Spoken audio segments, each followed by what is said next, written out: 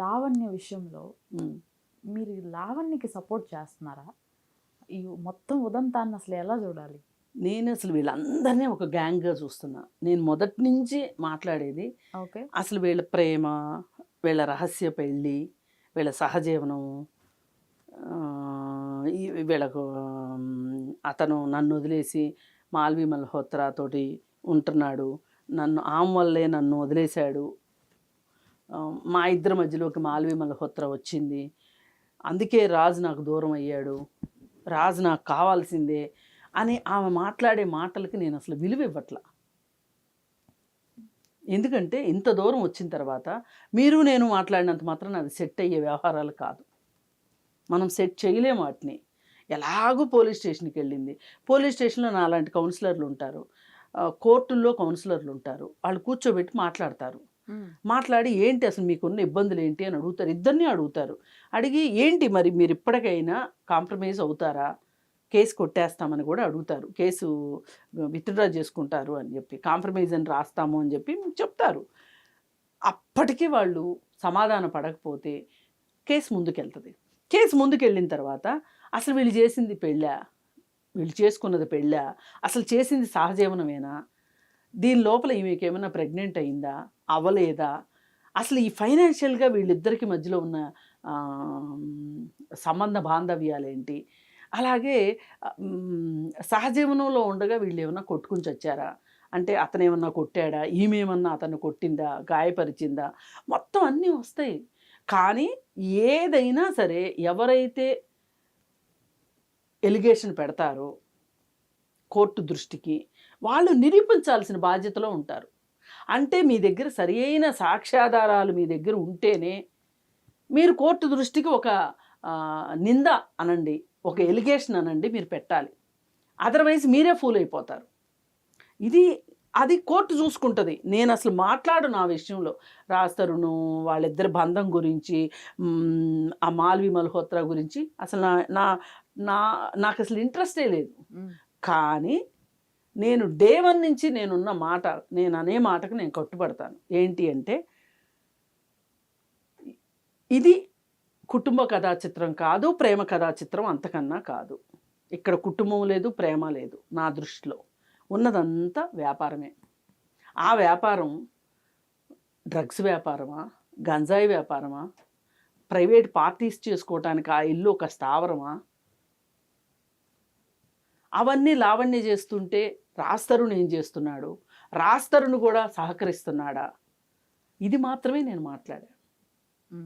ఒక నలుగురు ఉండే ఒక ప్రైవేట్ కాలనీలో, రెసిడెన్షియల్ ఏరియాలో, ఫ్యామిలీస్ ఉన్న ఏరియాలో, కుటుంబాలు ఉన్న ఏరియాలో మీరు ఈ విధమైన చర్యలు చేపట్టడం ఎంతవరకు కరెక్ట్?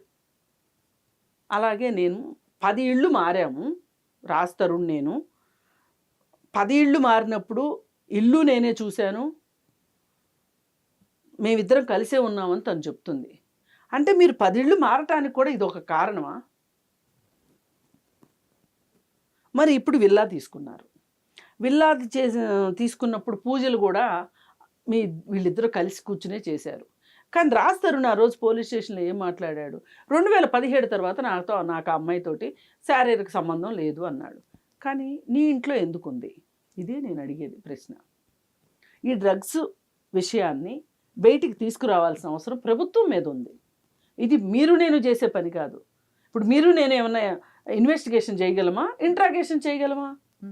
ఏదైనా ఒక కేసు బయటకు వస్తే దానిలో ఏంటి అసలు, దీనికి లీగల్ శాంక్టిటీ ఉందా, సోషల్ శాంక్టిటీ ఉందా, ఏముంది అనేది మాట్లాడతాం తప్పితే మనం ఎంతవరకు బాధ్యులం అసలు దీనికి? అంటే మాట్లాడతాం, మాట్లాడిన దాని వరకు మనం బాధ్యత వహించాల్సిందే. మన నోట్లోంచి వచ్చిన మాటకి మనమే బాధ్యులం. కానీ చర్యలు తీసుకోవాలన్నా, ఇంట్రాగేషన్ చేయాలన్నా, ఛార్జ్ షీట్ వెయ్యాలన్నా ఇది ఎవరి పని? పోలీసుల పని. కానీ ఇవాళ దురదృష్టం ఏంటి అంటే అపరాధ పరిశోధకుల్లాగా కొంతమంది తయారైపోయి, శేఖర్ భాష లాంటి వాళ్ళు ఛానల్ తిరుగుతూ వీళ్ళ దగ్గర ఉన్న ఈ కేసులకు సంబంధించిన వివరాల్ని ఆడియోల రూపంలో, వీడియోల రూపంలో ఇస్తున్నారు. వీళ్ళు ఇస్తున్నారని లావణ్య ఇస్తుంది, లావణ్య ఇస్తుందని వీళ్ళు ఇస్తున్నారు. ఇదంతా ఒక వెబ్ సిరీస్ లాగా నడుస్తుంది తప్పితే అసలు మాట్లాడాల్సిన పోలీసులు ఇంతవరకు మాట్లాడలేదు. అసలు రాజ్ తరుణ్ కేసు ఏమైంది? హైకోర్టుకి వెళ్ళింది. అతనికి ముందస్తు బెయిల్ వచ్చింది. ఇవాళ విచారణకు కూడా హాజరయ్యాడు మేడం. ఇవాళ మళ్ళీ ప్రతి శనివారం అలా 8 వారాలు విచారణకి హాజరవ్వాలని కూడా ఉంది తనకి. ఇవాళ శనివారం విచారణకు కూడా హాజరయ్యాడు. సరే, కోర్టు ఏం తెలుస్తుందో చూడాలి. అందుకే మనం మాట్లాడేది ఏంటంటే డ్రగ్స్ గురించే, డ్రగ్స్ కథా చిత్రం గురించే, దీనికి బలైపోయే వాళ్ళ గురించే. ఈరోజు ఇక్కడ ప్రీతి తల్లి ఏమంటది? మా అమ్మాయి అమాయకురాలు అంటది. లావణ్య తల్లిదండ్రులు ఏమంటారు? మా అమ్మాయికి అన్యాయం జరిగింది అంటారు. రాజ్ తరుణ్ తల్లిదండ్రులు ఆల్రెడీ బయటకు వచ్చి, రాజ్ తరుణ్ తల్లిదండ్రులు, రాజ్ తరుణ్ మేనత్త, ఇలా వాళ్ళందరూ బయటకు వచ్చి లావణ్య వల్ల రాజ్ తరుణ్ ఎంత నష్టపోయాడో చెప్పారు. అలాగే మస్తాన్ సాయి వాళ్ళ ఫాదర్ బయటకు వచ్చేసేసి ఏమంటాడు? మా అబ్బాయి అమాయకుడు అన్నాడు. మరి అమాయకుడు ఫోన్లో 800 వీడియోలు ఎలా ఉంటాయి? అతను డ్రగ్స్ వ్యాపారం చేసినట్లుగా, పెడ్లర్గా ఉన్నట్లుగా బోలెడు ఆధారాలు ఉన్నాయి పోలీసుల దగ్గర. ఏ ఆధారాలు లేకుండా పోలీసులు అరెస్టు చెయ్యరు. అరెస్టు చేయకుండా ఉంటారు కానీ అరెస్టు చేయరు. ఇప్పుడు ఒక నిందితుడిని వదిలేస్తారు కానీ ఒక నిరపరాధిని ఎవరో ఇచ్చిన ఆధారాలను బట్టి వాళ్ళు అరెస్ట్ చేయరు. ఎందుకంటే ఒక నిరపరాధిని అరెస్ట్ చేస్తే వాళ్ళు సమాధానం చెప్పుకోవాల్సి వస్తారు. నువ్వు పలానా నిందితుడిని అరెస్ట్ ఎందుకు చేయలేదు అని అడిగేదానికి, ఒక నిరపరాధిని అరెస్ట్ ఎందుకు చేశారు అని అడిగేదానికి చాలా తేడా ఉంది. మన చట్టమే చెప్తుంది అది. ఏమని? 100 మంది దోషులు తప్పించుకున్నా పర్వాలేదు కానీ ఒక నిర్దోషికి శిక్ష పడకూడదు అనేది మన చట్టం చెప్తుంది. అలాంటప్పుడు పోలీసులు అంత దుస్సాహసం అయితే చేయరు. సరే, మస్తాన్ సాయిని అరెస్ట్ అయ్యాడు. అరెస్ట్ అయిన రోజున వాళ్ళ నాన్న మాట్లాడింది ఏంటంటే అంతా లావణ్య చేసింది.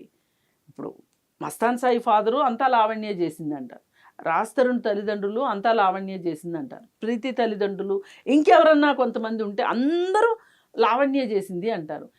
నేను అంటాను, అంతా లావణ్య చేస్తే మిగతా వాళ్ళందరూ ఏమీ చేయలేదా? ఇప్పుడు లావణ్య చేస్తుంది కూడా ఒక రకంగా ఒక బీభత్స భయానకమైన విషయాలు చేస్తుంది తను. అసలు ఇది ఏ మాత్రం ఎవ్వరు సమర్థించేది కాదు. అంటే వీళ్ళందరూ చేసే సమర్థిస్తామా అంటే అది సమర్థించే విషయం కాదు.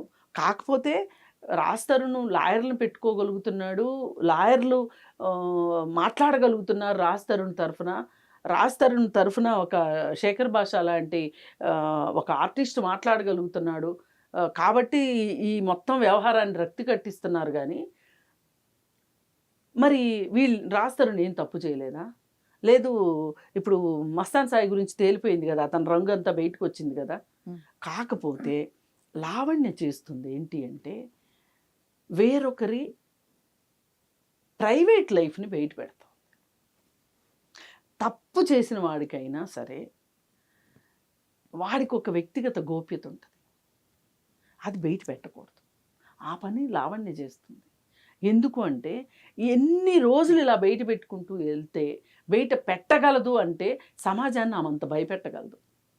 ఆమె పైన ఎవ్వరు మాట్లాడడానికి ముందుకు రాలేకపోతున్న కారణం అది. ఏ 3-4 మాట్లాడుతున్నారు తప్పితే కామన్ పబ్లిక్ మాట్లాడలేకపోతున్నారు. కానీ మాట్లాడితే కూడా నేను నిన్న ఒక ఇంటర్వ్యూలో మాట్లాడితే దాని కింద కామెంట్స్ చూస్తే ఇలాంటి కోడలు మీకుంటే తెలుస్తుంది ఆంటీ అని పెట్టారు. నేనంటాను కరెక్టే, ఇలాంటి కోడలు ఉంటే ఎవరికైనా తెలుస్తుంది, ఆ బాధ ఏంటో, ఆ నొప్పి ఏంటో తెలుస్తుంది. కానీ మస్తాన్ సాయి లాంటి కొడుకు ఉండొచ్చా? ఉదయ్ లాంటి కొడుకు ఉండొచ్చా? మరి రాజ్ తరుణ్ లాంటి కొడుకు ఉండొచ్చా? శేఖర్ భాష లాంటి కొడుకు ఉండొచ్చా? అంటే వీళ్ళందరూ కొడుకులు ఉండొచ్చు, ఒక లావణ్య లాంటి కూతురు మట్టుకు ఉండకూడదు, లావణ్య లాంటి కోడలు మట్టుకు ఉండకూడదు. ఇదేమి న్యాయం అండి? నేను అడిగేది ఈ సమన్వయం గురించి మాట్లాడుతున్నా. నిందితులైతే అందరూ నిందితులే. వాళ్ళు ఏదో డబ్బులున్నాయనో, లాయర్లను పెట్టుకోగలరనో, లేకపోతే స్నేహితుల్ని పెట్టుకోగలరనో, వాళ్ళ మౌత్ పీసుల్లాగా పెట్టుకోవచ్చు. లావణ్య కూడా మంచి లాయర్ని అపాయింట్ చేసుకున్నా కదా మేడం. అవును, అందుకే ముంచాడు. ఇవాళ ఏది మాట్లాడే ఇవాళ ఏడమ్మా మాట్లాడే ఆయన ఎంత అబాస్పాలైపోయాడు అంటే ఎవరో చేశారని నేను అన్నట్లా బూతులేంటి, బూతులు మాట్లాడటం ఏంటి, అందరం మాట్లాడుతున్నాం. కొంత సభ్యతా సంస్కారం ఎక్స్పెక్ట్ చేస్తారు ఎవరి దగ్గర నుంచి, విద్యావంతుల దగ్గర నుంచి. మరి అది ఎక్కడా లేదు. సరే ఇవన్నీ పక్కన పెట్టేస్తే ఇప్పుడు తేల్చాల్సింది, సమాధానం చెప్పాల్సింది డ్రగ్స్ విషయానికి వస్తే వీళ్ళందరూ సమాధానం చెప్పాల్సింది. ఈ అందరు తల్లిదండ్రులు ఏం చేస్తున్నారు? ఇప్పుడు రాజ్-తరుణ్ తల్లిదండ్రులు ఉన్నారండి, లావణ్య రాజ్-తరుణ్ కలిసి ఉన్నారు అని చెప్పి వాళ్ళకి తెలుసు. ఎందుకంటే అందరూ కలిసి ఫోటోలు దిగారు, అందరూ కలిసి ప్రైవేట్ ఫంక్షన్స్లో పాల్గొన్నారు. మరి ఆ అమ్మాయి సంగతి ఏంటి? ఆ అమ్మాయి నువ్వు ఎందుకు కలిసిమెలిసి ఉంటున్నారు, ఒకే ఇంట్లో ఎందుకు ఉంటున్నారు అని రాజ్-తరుణ్ తల్లిదండ్రులు ఏ రోజు కొడుకుని అడగలేదా? కొడుకు ఇదే మాట చెప్పాడా?